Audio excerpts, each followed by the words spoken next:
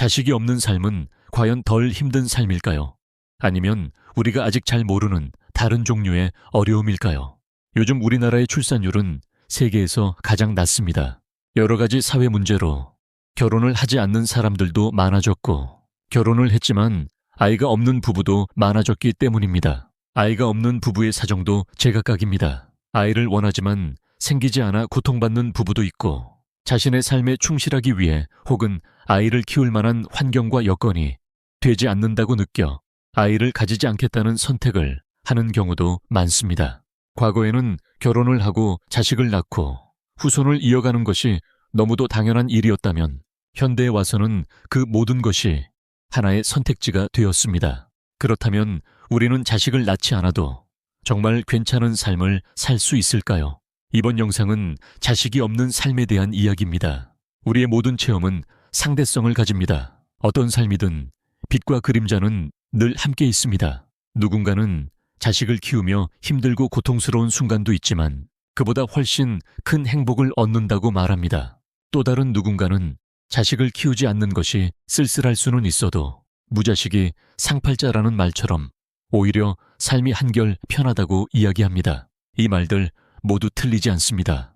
다만 이번에는 조금 더 근원적인 지점에서 이 삶을 바라보려 합니다. 부모와 자식의 관계는 모든 인간관계 중에서 가장 혼의 차원에 가까운, 가장 본능적이고 우선적인 관계입니다.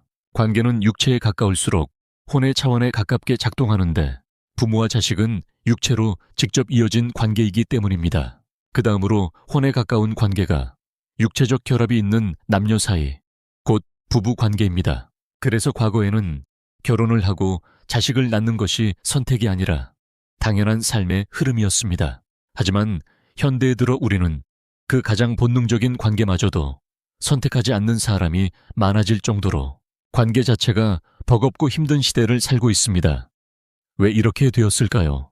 그 이유는 우리가 보이지 않게 짊어지고 있는 벽과 짐 때문입니다. 이전 영상에서 이야기했듯 우리의 본질은 의식이고, 이 의식을 생각의 층과 감정의 층이 감싸고 있습니다. 이 생각과 감정의 층의 본질은 분리이자 긴장입니다. 이 층들은 우리의 의식을 나누어 너와 나를 만들고 우리가 이 세상에서 겪는 수많은 체험을 만들어냅니다. 우리는 이 생각과 감정을 흔히 에고라고 부릅니다. 에고는 의식에게 나라는 체험을 주지만 그것이 지나치게 쌓여 두터워지면 서로를 알 수 없게 만들고 쉽게 부딪히게 합니다.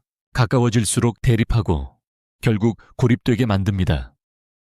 그래서 관계는 점점 어려워집니다. 현대 사회는 이 생각과 감정이 많이 쌓일 수밖에 없는 구조를 가지고 있습니다.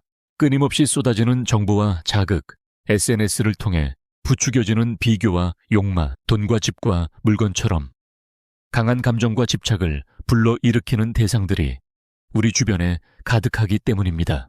이렇게 쌓인 생각의 층을 우리는 집착과 고집이라 부르고, 감정의 층을 우울과 불안 같은 모습으로 경험합니다. 특히 이러한 현상은 내향적인 사람에게서 더 강하게 나타납니다. 내향적인 사람은 들어오는 생각과 감정을 말이나 행동으로 밖으로 잘 밀어내지 않습니다. 그래서 그것들이 의식 주위에 머물며 점점 두터운 층을 이루고 결국 벽이자 짐이 됩니다. 이때 자식이 있을 경우 자식과의 관계는 이 벽과 짐을 덜어내는 역할을 하게 됩니다. 이미 짐이 무거워진 어른들끼리는 서로의 짐을 대신 들어주기 어렵습니다. 반면 아이들은 아직 에고가 단단히 형성되지 않은 가볍고 열려있는 상태로 성장해 갑니다. 그 과정에서 아이들은 주변의 생각과 감정을 자연스럽게 받아들이고 흡수합니다. 그리고 그 대상은 가장 오랜 시간을 함께 보내는 부모일 수밖에 없습니다. 이로 인해 부모의 생각과 감정은 자식에게로 이동하고 부모는 상대적으로 가벼워지며 회복의 여지를 얻게 됩니다. 하지만 자식이 없는 삶에서는 이 과정이 일어나지 않습니다. 우리는 자신의 생각과 감정을 다른 존재에게 덜어낼 수 없고 스스로 감당해야 합니다. 이것이 자식이 없는 삶이 가지는 중요한 과제 중 하나입니다. 만약 이 생각과 감정을 스스로 다루지 못한다면 그 무게에 눌려 삶은 점점 버거워집니다.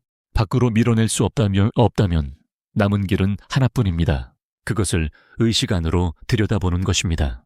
피하지 않고 그대로 체험하는 것입니다. 우리는 모두 의식을 가지고 살아가지만 그 지켜봄의 힘은 사람마다 다릅니다. 아직도 많은 순간을 무의식적으로 흘려보내며 살아갑니다. 그러나 쌓여있는 생각과 감정을 스스로 줄이기 위해서는 점점 더 의식적으로 살아갈 필요가 있습니다. 들어오는 생각과 감정을 지켜보고 정제하고 이미 쌓인 감정과도 함께 머물며 통합해 가야 합니다. 이 삶의 방식은 흔히 말하는 수행자의 삶과 닮아 있습니다. 그렇지 않다면 시간과 함께 쌓이는 생각과 감정에 눌려 삶은 점점 더 무겁고 고통스러워질 것입니다. 그래서 자식이 없는 삶은 자식이 있는 삶과는 전혀 다른 방식으로 사람을 단련시키는 삶이 됩니다. 그렇다고 해서 그 삶이 나쁜 삶이라는 뜻은 아닙니다. 모든 삶은 본질적으로 옳거나 그러지 않습니다. 만약 당신이 그 많은 생각과 감정을 스스로 의식화해 나간다면 당신의 의식은 크게 성장하게 될 것입니다. 그리고 진실은 당신은 그런 성장을 위해 자식이 없는 삶의 체험을 스스로 선택했습니다. 그리고 당신이 그런 성장을 이룬다면 내 짐을 가벼이 하는 것에서 더 나아가 오히려 다른 이들의 짐을 덜어줄 수도 있습니다. 그것이 예수님이 말한 내 짐은 가벼우니 무거운 짐을 진 자들은 내게 오라고 한 의미입니다. 하지만 자식이 없어 편다는 이유로 삶을 무의식적으로 살아간다면 쌓여가는 집착과 욕망의 무게에 눌려 결국 고통을 체험하게 될 것입니다. 그리고 누군가는 자식 대신 반려동물을 선택하기도 합니다. 반려동물 또한 순수하고 가벼운 혼의 존재로서 우리의 감정을 어느 정도 함께 나눌 수 있습니다. 하지만 사람과 같은 수준의 생각의 교류와 관계적 성장은 어렵습니다. 마지막으로 한 가지만 덧붙이자면 우리에게는 결국 하나의 흐름만이 있습니다. 설사 고통을 체험하더라도 그 체험을 통해 결국 의식은 성장하고 고통은 결국 기쁨의 체험으로 순환됩니다. 그 차이는 단지 시간의 길이일 뿐입니다.